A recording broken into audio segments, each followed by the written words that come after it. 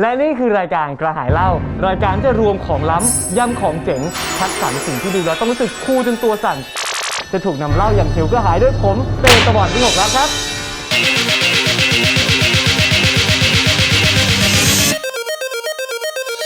และตอนนี้นะครับเรากำลังอยู่กับคู่จิ้มนะครับที่กำลังจะเดบิวต์ใหม่ในวงการบันเทิงนะครับขอต้อนรับโอมกับณนนท์ครับผมสวัสดีครับนี่คือที่ผมตั้งใจมาถ่ายเนี่ยเพราะรู้ว่าคุณสองคนนี้ไม่ได้ออกไปไหนเลยผมก็รู้สึกปลอดภัยมาถ่ายซะหน่อยได้ออกไหมครับผมออกกำลังกายโอเคแต่คุณเป็นคนในวงการที่ผมจะต้องปรึกษาเรื่องการออกกำลังกายเพราะคุณแบบเป็นตัวแทนของแบบประเวทยิมเนี่ยคือเป็นคืออะไรวะประเวทยิมคืออะไรเป็นค่ายแบบลงโอกายพวกที่แข็งแกร่งมากอะไรซึ่งผมจะชอบถามแบบว่าเขาเล่นยังไงอะไรเงี้ยนี่ก็อยากไปเล่นที่บ้านเขาแต่ตอนนี้รอสถานการณ์ดีก่อนเลยได้เลยครับยินดีเสมอครับเพื่อคุณไปเล่นด้วยตอนนี้เห็นได้ข่าวว่ากำลังจะเปลี่ยนชาจากของแข็งเป็นของเหลวแล้วตอนนี้ใช่ของแข็งเป็นของเหลวทุกอย่างไม่ว่าจะเป็นตัวหรือว่าหัวใจเอาจริงนะมันแตกต่างกันไอ้นี่จับเมื่อไหร่ก็แน่นตลอดเวลาผมจับเมื่อไหร่ก็เหลวตลอดใช่เดี๋ยวเหลวคือผมก็เป็นเนี่ยคือร่างแท้ของผมเหมือนกันเคยชวนไปเล่นปะเคยเขายกได้เยอะปะมันไม่ไปชวนแล้วถามเกี่ยวกับสเต็ปไปว่านึกว่ายกเป็นยังไงกันจะถามไม่เคยไปเลยมันไม่ไปผมเป็นสายกีฬาผมเตะบอลอันนี้เอาดอผมอินดอร์แต่ว่าผมมานั่งอย่างเงี้ยผมก็แอบรู้สึกแบบนั่งแหม่งนิดนึงเหมือนกันเพราะแบบเพิ่งพาแบบเด็กๆมาออกรายการครั้งแรกแต่ว่า2คนนี้ไม่ได้อายุห่างกับผมเท่าไหร่นะแค่1เองปะ1ครับ1-0ไม่1ทศวรรษของณนนท์คือ10เหรอ99เหมือนกันคือเกิดปีเดียวกัน9ครึ่งใช่เกิดต้นปีณนนท์เกิดปลายปีไม่เคยมีโมเมนต์ที่เรียกกันว่าพี่เลยไม่มีเลยครับไม่มีชอบการตอบเสียงแข็งกันถ้าจะต้องเรียกกันว่าพี่ใครจะยอมเป็นคนเรียกพี่และใครจะเป็นยอมเป็นน้องถ้าสมมติว่าไปเจอมหาลัยกูคงต้องไหว้มึงแหละกูคงต้องแบบพี่เหรอพี่สวัสดีครับอะไรอย่างเงี้ยมีเพื่อนๆเยอะๆแบบตอนช่วงที่เข้ามาแรกๆเข่งๆตอนเข่งระเบียบมากๆก็แบบนิดนึงแต่ก็โชคดีไม่เคยเจอกันเลยแต่คุยกันไปกันมาด้วยหน้ากากแบบนี้เห็นเลยว่านี่เพิ่งจัดฟันแบบใสใช่ไหมใช่ครับทำไมอ่ะจัดเมื่อไหร่ทำไมคุณต้องรีแอคขนาดนี้ไม่คือไม่เคยรู้ว่าคุณจัดฟันแบบใสอ่ะคือเหมือนจริงๆตอนแรกผมจะไม่จัดเพราะว่าคือจริงๆฟันมันสวยอยู่แล้วตั้งแต่ก่อนจัดมันก็ไม่มีปัญหาอะไรแต่คุยกับหมอไปคุยกับหมอมาหมอก็บอกว่ามันก็จัดไปเถอะอายุมันก็ยังไม่ได้เยอะมากอะไรเงี้ยเดี๋ยวพอแก่ยังไม่ได้เยอะหมอบอกจัดไปเถอะช่วงนี้ไม่ค่อยมีใครมาจัดกับหมอไม่ใช่อย่างงี้ใช่ไหมคือปัญหาจริงๆคือก่อนหน้านี้เหมือนแบบมันยังไม่ชินนั้นเวลามันจะเหมือนแบบปากมันจะมีอะไรค้างอยู่ตรงฟันมันเลยแบบเม้มปากไม่สนิทหรือแบบแล้วพูดไม่ชัดมีอะไรแปลกปลอมอยู่ในปากนะใช่เราพูดไม่ชัดก็เลยตัดสินใจถอดดีกว่างั้นเดี๋ยวเรามาดูฟันของณนนท์กันดีกว่าว่าอันเป็นยังไงตอนนี้ที่จัดมาเฮ้ยของโอก็ไม่แพ้กันเลยเนี่ยของโอมีฟันที่สีขาวราวกับสางแล้วก็เรียงตัวกันเหมือนเพชรเลยอ่ะแบบนั้นรู้ใช่ไหมว่าเพชรมันไม่มีขนาดเท่ากันทั้งอันอันนี้คือจัดฟันแบบไหนมาใส่หรือไม่ใส่แบบเหล็กใช่ไหมจริงๆผมจัดมา2 รอบแรกเราจัดแบบเหล็กก่อนแบบที่มันมีเปลี่ยนยางได้เปลี่ยนสีได้ตอนนั้นเราจัดประมาณม.4 ผมจัดเพราะว่าผมอยากได้เหล็กดัดฟันหมายถึงว่าอยากแค่ใส่เป็นแฟชั่นใช่เพราะมียุคนึงที่เด็กอยากจัดกันเพราะเป็นแฟชั่นทีเนี้ยผมก็ไปหาหมอหินปูนปกติตอนนั้นน่าจะม.3 มันจะมีห้องหมอดัดฟันอยู่ข้างๆหมอก็เลยบอกไปลองให้หมอดัดฟันดูซิว่าต้องดัดไหมแต่จริงๆฟันผมมันไม่ได้เกยอะไรมากมายอยู่แล้วมันอาจจะเบี้ยวนิดหน่อยพอไปถึงห้องหมอถามว่าทำไมถึงอยากจัดฟันคะผมก็เลยตอบไปว่าอยากได้เหล็กดัดฟันครับหมอตอบว่าอ๋องั้นอย่างนี้หมอไม่ดัดให้นะครับแล้วหมอก็ฟ้องแม่ผมเว้ยที่ผมไปตอบอย่างนั้นแล้วผมก็โดนแม่ผมด่าเข้าใจฟีลว่าฟันมันไม่ได้เกยอะไรมันไม่ได้เสียตังค์ทำไมก็ไม่ได้มีปัญหาอะไรหลังจากนั้น6 เดือนผมก็ไปหาหมอจัดฟันอีกรอบนึงทีนี้หมอก็ถามว่าทีนี้ทำไมถึงอยากจัดฟันล่ะผมก็เลยอยากฟันสวยครับทีนี้หมอก็เลยจัดให้ใช่พี่ก็จัด2 รอบเหมือนกันของโอมทำไมถึงจัด2 รอบนะก็ไม่ได้ปัญหาอะไรเยอะขอย้อนกลับไปตอนรอบแรกก่อนอินเนอร์เราก็คืออยากได้เหล็กเฉยๆแต่พอจัดแล้วเราก็ไม่ได้มีวินัยมันจะมีให้ใส่ยางที่ดึงอะไรเงี้ยผมก็ไม่ทำแต่ว่าหลังจากนั้นเกิดเหตุการณ์คือพอมีรีเทนเนอร์มาผมไม่มีวินัยเริ่มเกยแล้วเริ่มเบี้ยวแล้วถ้าทีนี้เราต้องทำงานด้วยผมก็เลยเลือกที่จะไปจัดแบบใสรอบ2บ้างแล้วก็มีวินัยของมันก็เลยออกมาดีครับดีเรียงตัวเป็นข้าวโพดเลยอ่ะ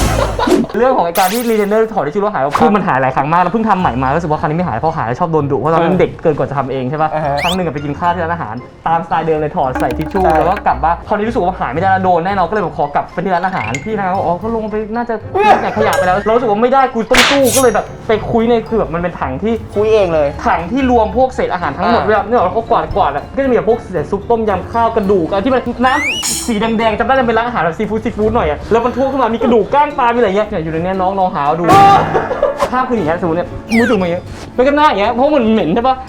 ควานจนกว่าจะเจอเก็บป่ะแล้วแบบวินาทีที่มันจับเจออันที่มันดูเหมือนจะใช่อ่ะมันแบบสวรรค์แล้วมันงมเข็มในมหาสมุทรอ่ะแล้วคือมันลากแบบ ใครก็ไม่รู้อาหารใครก็ไม่รู้ ตีเท่าความสะอาดยังไงอยากรู้ ไม่พอออกมาแบบเหมือนอย่างภาพที่เห็นคงแบบมีแสงส่องเลยณตอนนั้นที่ยังเป็นเด็กที่ยังขาดเขลาอยู่แล้วก็ยังไม่แบบมีเทคโนโลยีไม่มีอะไรมากอ่ะคือก่อนอื่นต้องล้างหายแรงแล้วเอาเนี้ยไปล้างแบบน้ำยาล้างจานเพราะตอนรู้สึกว่ารู้สึกสบู่มันคือไม่เก็บว่าก็มันอยู่กับเศษอาหารก็ต้องล้างกับน้ำยาล้างจานมาเลยแล้วก็อันนี้ล้างทีหนึ่งแล้วก็เอาไปล้างต่อที่บ้านก็ใช้แปรงแบบแบบจำได้เลยเหมือนไม่กล้าเข้าปากก็แบบแปรงแล้วก็ใช้ยาสีฟันแปรงซึ่งคือที่ผิดมากนะตอนนี้ที่มารู้เหนื่อยเลย เหนื่อยไหม เหนื่อย ไม่แล้วตอนนั้นเอามาใส่ใช่ไหมแล้วมันไม่มีกลิ่นติดหรืออะไรอย่างเงี้ยหรอ หนึ่งคือรู้ว่ามีกลิ่นแต่ไม่กล้าเข้าใจคำว่าไม่กล้าดมบัดถ้าเห็นน้ำนั้นอาจจะไม่มีทางกล้าดมเลยก็เลยต้องทำไงก็ได้ที่รู้สึกว่าเผาไปก่อนแต่นั่นน่ะจะบอกเลยมันคือการทำผิดครั้งใหญ่หลวง อันนี้อยากบอกทุกคนเลยตอนนี้เราเป็นผู้มีปัญญาแล้วเราก็อยากจะแนะนำทุกคนว่าหนึ่งในวิธีที่ผิดที่สุดคือการเอายาสีฟันกับแปรงสีฟันไปขัดถูบนพวกรีเทนเนอร์หรือว่าพวกที่จัดฟันแบบใสเพราะว่าตัวยาสีฟันเนี่ยมันมักจะมีเม็ดบีบเม็ดอะไรอยู่นึกออกปะพอโดนขูดเข้ามันสึกเป็นรอยพอสึกแล้วเป็นไงต่อก็จะเป็นพิษไม่ใช่พอมันเป็นรอยขีดข่วนจากเม็ดบีบอะไรเงี้ยแบคทีเรียมันจะเข้าไปตามร่องเก็ตปะอันนี้คือมันเลยทำให้รีเทนเนอร์เรามีกลิ่นเพราะว่าพวกแบคทีเรียพวกอะไรมันจะสามารถเข้าไปมีซอกมีหลืบมีให้มันเข้าลงไปในร่องในรู แต่ก่อนอ่ะผมนึกว่าการใช้แป้งสีฟันแล้วใช้ยาสีฟันอ่ะ ผิด มันจะช่วย ผิด ให้มันหอมขึ้น ไม่คือมันหอมแค่ชั่วคราว มันหอมใช่แต่ว่ามันจะทำระยะยาวมันทำร้ายเราไง อ๋อ มันมีวิธีที่โปรแล้วก็ชาญฉลาดกว่านั้นนะ เฮ้ย ตรงๆเลยแล้วกันนะปัญหาหลักๆของคนที่ใส่รีเทนเนอร์กับที่จะทำแบบใสเนี่ยส่วนใหญ่มี2ปัญหาหลักก็คือปัญหาเรื่องคราบกับกลิ่นปากบอกเลยว่าปัญหาหลักๆของคนที่ใช้รีเทนเนอร์หรือที่จะทำแบบใสอ่ะเวลาเรากินอะไรแล้วมีนู่นมีนี่ติดซึ่งเป็นทั้ง2แบบเพราะเราบางทีเรากินตอนที่เราใส่อยู่ด้วยนึกออกปะซึ่งเป็นปัญหาที่หลีกเลี่ยงไม่ได้จริงๆอย่างเวลาที่จัดฟันแบบใสๆของคุณเนี่ยเวลาถอดออกมาแล้วแบบสมมติคุณกินนมกินแล้วเข้าไปแล้วใส่เข้าไปมันมีคราบติดบ้างปะ คือเหมือนมันเป็นแบบใสใช่ป่ะดังนั้นอ่ะมันจะเป็นแบบเหมือนพลาสติกใส อืม ๆแต่ถ้ามันมีคราบคือมันจะขุ่น มันจะค่อยๆขุ่น อ๋อ จากวันแรก มันจะไม่ใส ใส เหมือนเดิม วันแรกได้มาใสสวยเลยแต่พอ เออ ใส่ไปนานๆสักพักแล้วเราไม่รู้วิธีทำความสะอาด อืม มันจะค่อยๆขุ่นลง แต่เท่าที่ฟังทั้งสองคนพูดมาเนี่ยปัญหากลิ่นกับคราบเนี่ยน่าจะเป็นปัญหาโลกแตกสำหรับคนที่จัดฟันมาแต่ตอนนี้ผมมูซาชิ แล้วผมโคจิโร่ ส่วนฉันก็เมียสไง จะมาแนะนำ1ไอเทมใหม่ที่จะมาพลิกวงการทำความสะอาดรีเทนเนอร์และที่จัดฟันแบบใสแบบมือโปรเลยล่ะไม่เชื่อก็ต้องเชื่อแค่3 นาทีดูเรื่องเดี๋ยวพี่จะมาทำการทดลองทางวิทยาศาสตร์ให้2คนได้ดูว่าเหตุการณ์ใดบ้างที่จะทำให้รีเทนเนอร์แล้วก็ที่จัดฟันแบบใสเนี่ยมีคราบแล้วก็มีกลิ่น ตัวแปรแรกที่เราต้องมีคือ1เลย retainer นี่คือ retainer นี่ของใครของโอม ของโอมครับ นี่คือ retainer ของโอมนะครับแล้ววันนี้นะครับเราจะใช้กาแฟเป็นตัวทำให้เกิดคราบและก็มีนี่ครับน้ำเปล่าที่ทุกคนใช้กันอยู่แล้วในการทำความสะอาดและพระเอกของงานในวันนี้ก็คือนี่ครับเม็ดฟูทำความสะอาด retainer รุ่นใหม่ล่าสุด เดี๋ยวพี่จะมาจำลองปัญหาทั้งหมดให้เกิดขึ้นให้ประจักษ์แก่สายตาคนดูเลยโดยการเอารีเทนเนอร์เนี่ยเอาไปจุ่มในกาแฟให้มันเกิดคราบแล้วก็โชว์ให้ดูเลยว่าปัญหาพวกเนี้ยจะหมดไปเมื่อนนท์กับโอมเนี่ยใช้เม็ดฟูทำความสะอาดที่ออกแบบมาเพื่อใช้กับรีเทนเนอร์และที่จัดฟันแบบใสโดยเฉพาะเพราะมันจะช่วยทำความสะอาดแล้วก็กำจัดเชื้อโรคอย่างแบคทีเรียและก็ไวรัสได้ถึง 99.9% แถมยังมีคริสตัลเคลียร์เทคโนโลยีที่ช่วยทำความสะอาดคราบแล้วก็ทำให้รีเทนเนอร์เนี่ยใสกิ๊งด้วยที่บอกเมื่อกี้ว่ามันจะขุ่นๆเมื่อกี้อันเนี้ยแช่ลงไปเนี่ยมันทำให้ใสเลยและที่สำคัญนะจะรู้สึกสะอาดสดชื่นพร้อมหอมกลิ่นมิ้นท์อ่อนๆแล้วก็ไม่ทำให้ตัวรีเทนเนอร์เนี่ยเป็นรอยด้วยอย่างที่พี่บอกไปเมื่อกี้เวลาเราเอารีเทนเนอร์ใช้กับยาสีฟันที่เราใช้เนี่ยมันทำให้เกิดรอยใช่ไหมแล้วรอยเนี่ยมันทำให้เกิดคราบแบคทีเรียเข้าไปสะสมทำให้เกิดกลิ่นปากได้ปัญหานี้ทั้งหมดจะหมดไปเลยเหมือนลิฟเวอร์ชอบให้เล่นมากเหมือนลิฟเวอร์เหมือนมากโอเคผมมาถึงชั้นที่เราจะทำการทดลองกันแล้วนะครับขอเชิญโอมก่อนแล้วนะครับอันนี้เรายังขึ้นไม่ถึงชั้นหรอทำไมมันสูงกว่าอยู่เลยโอเคเราจะทำการทดลองเรื่องการกำจัดคราบโดยไอเทมใหม่ของพี่ที่พี่จะนำเสนอนะครับ ครับ เริ่มจากที่จัดฟันแบบใสก่อนนะครับ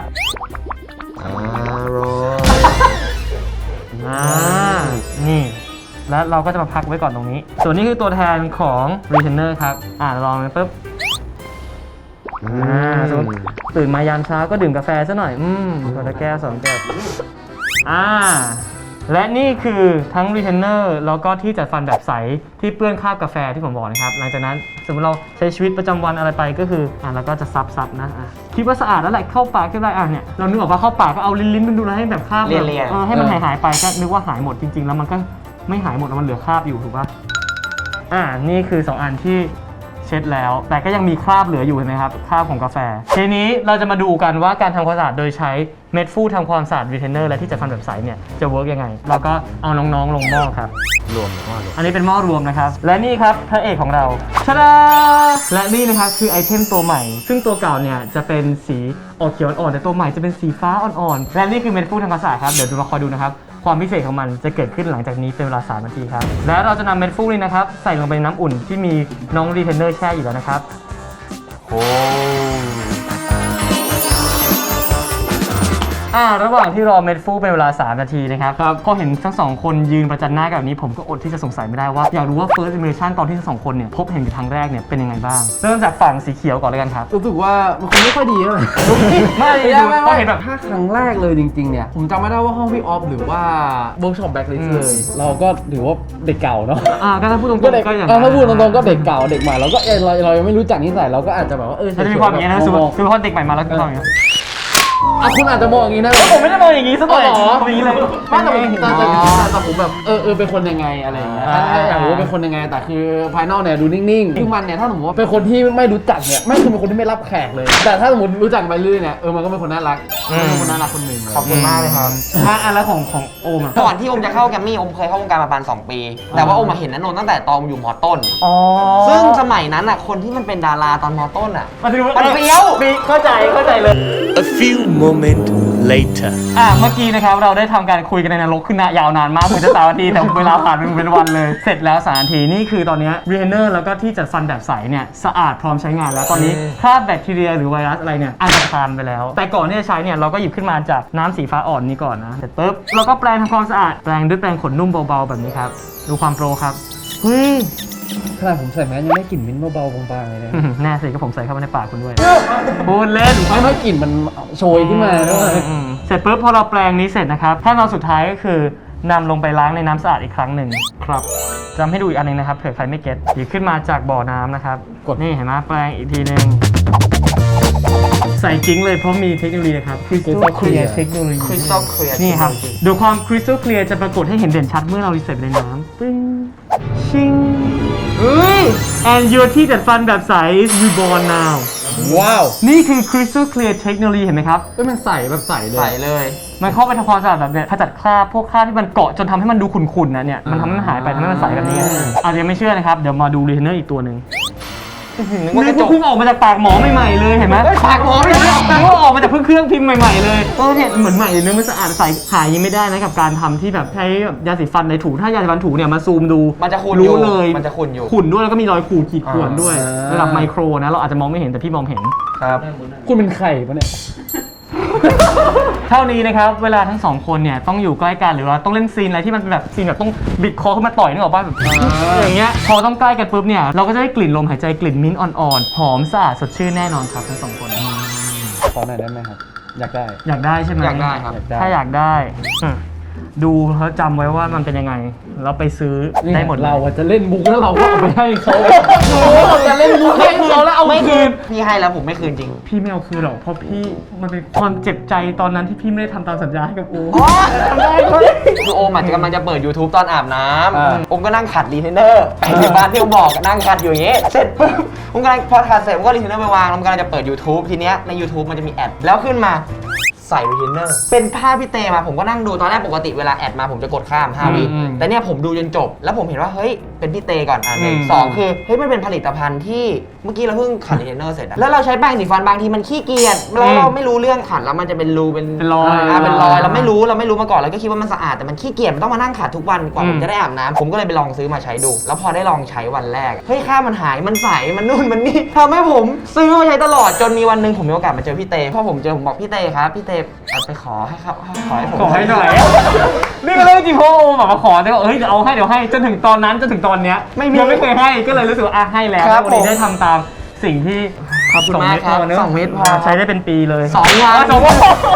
นี่คือแบบ real user จริงๆ ของ ใช่ ของ ครับ เม็ดฟูดทำความสะอาด ครับผม ไม่แต่ตัวเนี้ยจะต่างกับตัวที่โอมเคยซื้อมาใช้ตรงที่อันเนี้ยเป็นไอเทมใหม่ก็ที่อย่างที่บอกจะเป็นสีฟ้าเป็นรุ่นที่ เพราะว่าที่ผมใช้เป็นสีเขียว ใช่ อันนี้ออกแบบมาเพื่อใช้ทำความสะอาดรีเทนเนอร์แล้วก็ที่จัดฟันแบบใสโดยเฉพาะ ได้เลยครับ อืม งั้นเดี๋ยวผมใช้เสร็จผมจะมาบอกพี่เตว่าเป็นไงกับ2 เม็ดที่พี่เตให้ผมมา ได้เลย สามารถหาซื้อได้นะครับตามร้านขายยาทั่วไปนะครับบูธวสันต์หรือว่าออนไลน์ช้อปปิ้งต่างๆนะครับแค่พิมพ์ว่าเม็ดฟูดทำความสะอาดรีเทนเนอร์ก็เจอแล้วนะน้องๆแค่นี้เอง ครับ ไม่ยากเลยที่มีแบบทดสอบมาให้2คนเล่นกัน โดยที่เราจะมาเล่นเกมกัน อาหารที่เห็นทั้งหมด 5 อย่างนี้นะครับ เป็นฝันร้ายของคนจัดฟันเรียกว่าพวกเรา 3 คนเนี้ยแต่ละคนมีความหลังฝังใจกับของสิ่งใดสิ่งหนึ่ง คนละชิ้น ของกิน 5 อย่างนี้นะครับ ก็คือมีปลาหมึกย่าง มันฝรั่งข้าวโพดต้มกุยช่าย และอย่างสุดท้ายนะครับก็คือลูกอมนั่นเองครับเรามาดูกันดีกว่าเริ่มที่คนแรกคือณนนท์ว่าณนนท์เนี่ยจะมีความหลังฝังใจกับอะไรทั้ง 5 อย่างนี้เดี๋ยวเพิ่งนะดูจากหน้าตาของเด็กอย่างณนนท์ณนนท์ดูเป็นเด็กแบบเด็กลูกอมปะ ผมคิดว่าลูกอมครับ มันเป็นสิ่งเดียวที่สามารถกินได้ตอนที่จัดฟันใสอยู่ อ๋อเขาจะมันใส่ไปกินได้ไม่กี่อย่าง ใช่แล้วแบบเป็นคราบเป็นอะไร เวลาคนเราอมลูกอมต่อให้มันเป็นลูกอมสุดท้ายเราก็เคี้ยว อาจจะแบบไม่ใช่จำเป็นต้องเป็นลูกอมหรอกเขาอาจจะกินกุยช่ายในขณะที่จัดฟันใสก็ได้ใครจะไปรู้นึกออกปะ ก็กินนะ งั้นผมขอเดาคุณณนนท์ว่าเป็นเฮ้ยยากเหมือนกันนะเป็นปลาหมึก ขอเดาว่ามันฝรั่งทอด ลูกอมครับ และสิ่งที่เคยติดอยู่ในฟันจนติดไปในใจเป็นปมวัยจัดฟันของคุณณนนท์ก็คือ ลูกอมครับ เอ้าทำไมถึงเป็นลูกอมเล่าหน่อย คือด้วยความที่อย่างที่ไอโอมบอกว่ามันมีอย่างเดียวแหละที่สามารถกินได้ทั้งนั้นที่ใส่ที่จัดฟัน ไม่เคยจัดฟันใสอยากรู้มันมีไม่ได้เลยเหรอไม่ได้เลยเหรอ คือเหมือน มันกินยาก ฟันโดนรับคมคือเราไม่สามารถเคี้ยวอะไรได้เลยแต่ลูกอมคุณเห็นสีมันไหมพอมันอมสีจะติด อ๋อ สีจะติดแบบไอ้ที่จัดฟันใสอ๋อสีมันละลายไปติด สี กับ มันละลายไปติด เพราะว่าที่จัดฟันใสมันใสมาก มันใสแบบใสเลย แต่ถ้าสมมติว่ามีอันที่ Crystal Clear Technology ใช่มันก็จะใสทันที โอ้โหโอเค งั้นเรามาคนต่อไปดีกว่า โอม ได้ ของอะไรที่โอมเคยมีความหลังที่โอมเห็นแล้วโอมถึงกับขั้นเหงื่อตกเลยทีเดียวหมึกฉันชอบป่ะเมื่อกี้โอมก็กินปลาหมึก หมึกกิน แล้วมันสามารถแยกแยะออกได้ว่าอันไหนอร่อยไม่อร่อย ไม่คนธรรมดาก็ได้ถ้าไม่ใช่จระเข้ได้หมดอยู่แล้ว หน้าตาของโอมดูไม่น่ากินข้าวโพดป่ะ ตอนแรกผมตัดชอยแล้ว ตัดชอยนี่2นี้ไปละผมว่า 2 อย่างเนี้ยโอมดูเป็นเด็กไม่กินกุยช่ายข้าวโพดก็ดูไม่เป็นเด็กไม่น่ากินข้าวโพด คือกุ้ยช่ายมันเป็นเฉพาะทางมากเลย ใช่กุยช่ายมันค่อน คือ ข้าง ถ้า ดี บางคนไม่ชอบคือไม่ชอบเลยอะ คุณกินป่ะผมกินกุย ผ ช่าย ม นะ กินกุ้ยช่าย สิ่งที่ผมคิดว่าน่าจะติดเข้าไปในฟันกรามของโอมจนทำให้โอมทรมานจนถึงขั้นต้องไปร้องไห้กับคุณแม่ก็คือมันฝรั่ง ตอนแรกผมมีอยู่2ช้อยผมตัดมันฝรั่งทิ้ง อ้าว เป็นปลาหมึกกับข้าวโพด อันเนี้ยน่าจะเอาออกง่ายกว่า แต่ถ้าฝังใจจริงๆผมจะเอาข้าวโพดครับ ก็คือสรุปนะพี่เลือกมันฝรั่งทอด ส่วนณนนท์เลือกข้าวโพดต้ม และสิ่งที่ติดค้างอยู่ในฟันของโอมมาจนถึงทุกวันนี้ก็คือ มันฝรั่งครับ เก่งไม่ทันเลยอะ ทำไมถึงเป็นมันฝรั่งครับ ตอนที่เราใส่เหล็กจัดฟันแล้วเราเคี้ยวมันฝรั่ง มันจะไปติดตามซอกระหว่างเหล็ก ใช่ใช่ ต้องฉีกกระดาษมาแล้วม้วนเป็นแหลมแล้วจิ้ม พี่ก็เคยทำแต่มันไม่มีไปจิ้มฟัน ใช่เพ แล้ว ราะว่ามันต้องกระดาษ โอเค และของโอมก็คือมันฝรั่ง และมาถึงของตาพี่นะฮะอันสุดท้ายใน 5 อย่างนี้คิดว่าอะไรที่เคยติดอยู่ในฟันของพี่จนทำให้เกิดเรื่องราว ข้าวโพดครับ เมื่อกี้ผมลองให้พี่กินกุยช่ายพี่ไม่กินลองให้พี่กินปลาหมึกพี่ไม่กิน นี่ไงฟันพี่เหมือนข้าวโพดเลย ไม่ได้เป็นการเรียนนะ ไหนพี่เตลองยิ้มพี่เตลองยิ้มให้กล้อง โอ้พี่ไม่ พี่เต มี ลองยิ้มให้กล้องว้า ส่วนณนนท์ คือรู้สึกว่ากุ้ยช่ายมันยากมากเลยที่มันจะติดอะเอาจริงๆอะเมื่อคนอย่างเตตะวันอะไรก็เกิดขึ้นได้จริงๆปลาหมึกอะผมรู้สึกว่าพี่เตไม่กินผมรู้สึกพี่เตไม่น่าจะไม่ชอบปลาหมึก ก็เลยตอบว่า ปลาหมึก และณนนท์นะครับเลือกตอบปลาหมึกเพราะเป็นการเล่นฉีกส่วนโอมเลือก ข้าวโพดครับ ข้าวโพด เพราะว่าฟันพี่ เพราะว่าฟัน เต้ ตัว เหมือน เองสวยเหมือนข้าวโพดและสี ครับ สันๆเหมือนข้าวโพดและคำตอบที่ถูกต้องก็คือปลาหมึกครับมาครับ แบบว่า ว่าคุณแบบเนียนมากเลยนะ เพราะว่าก่อนตอนแรกสุดผมให้พี่เตกินปลาหมึกแล้วพี่ไม่ยอมกินอ่ะพี่ทำเป็นเหมือนยาแหย่งปลาหมึก จริงๆอ่ะชอบกินปลาหมึกมากมากเด็กๆอ่ะที่บ้านจะซื้อปลาหมึกแบบที่เป็นตัวก่อนที่จะหมดด้วยซ้ำอย่างเงี้ยก็คืออยู่ในตู้กับข้าวอะไรเงี้ยไม่ต้องบดอ่ะก็คือเอาเป็นตัวอย่างเงี้ยมาแล้วก็ปิ้งแล้วก็ฉีกกินไงแหละแล้วใส่เหล็กดัดฟันแล้วพอกินอ่ะมันเหมือนมันเหนียวใช่ป่ะเคี้ยวแล้วคือเหล็กอ่ะหลุดออกมาเหล็กที่เป็นเหล็กที่ดัดฟันหลุดออกมา จากตรงที่ ใช่หลุดออกมาเลยอ่ะเนี่ยพอหลุดออกมาไอ้เหล็กมันอยู่ตรงเนี้ยตรงแถวเนี้ยก็คือแทงกระพุ้งแก้มเป็นแบบเป็นแผลในปากอีกก็เลยหลังจากนั้นก็แบบไม่กินอยู่พักหนึ่งพูดถึงเกณฑ์ที่เมื่อกี้นะครับสรุปได้เลยว่าเวลาเราจัดฟันเนี่ยเราต้องการการดูแลเป็นพิเศษจริงๆไม่งั้นคราบสกปรกหรือกลิ่นเนี่ยก็ทำให้เราขาดความมั่นใจในการใช้ชีวิตประจำวันได้ครับอย่าลืมนะครับดูแลแบบโปรต้องให้โปรดูแลนะครับไปลองหาซื้อเม็ดฟูดทำความสะอาดรีเทนเนอร์กันมาใช้นะครับทั้ง2คนแล้วก็ทุกคนทางบ้านด้วยครับวันนี้นะครับพี่ไม่ต้องขอบคุณหรอกน้อง2คนสิต้องขอบคุณที่พี่มาแนะนำการดูแลรีเทนเนอร์แบบโปรให้ขอบคุณ ขอบคุณครับ ไม่เป็นไรงั้นก็จะให้พื้นที่ฝากผลงานด้วยอีกสักทีนึงแล้วกันงั้นก็ ขอบคุณมากๆเลย ไม่เป็นไร ขอบคุณมากเลยครับ หน้านนท์ก่อนเลยแล้วกัน ครับฝากด้วยนะครับก็มีเพลงจักรวาลที่ฉันต้องการมีแค่เธอนะครับผมในโปรเจกต์ Boys Don't Cry นะครับผมก็ฝากด้วยครับ รู้เธอรอให้เธอกลับมาหาคงไม่เหลือน้ำตาให้ไหลรินต่อ มาถึงของโอมบ้างครับมีผลงานอะไรฝากบ้าง ไม่ใช่ของโอมกับณนนท์ โอ้ย ฝากด้วยนะครับซีรีส์แค่เพื่อนครับเพื่อนฝากติดตามด้วยนะครับเร็วๆนี้ครับ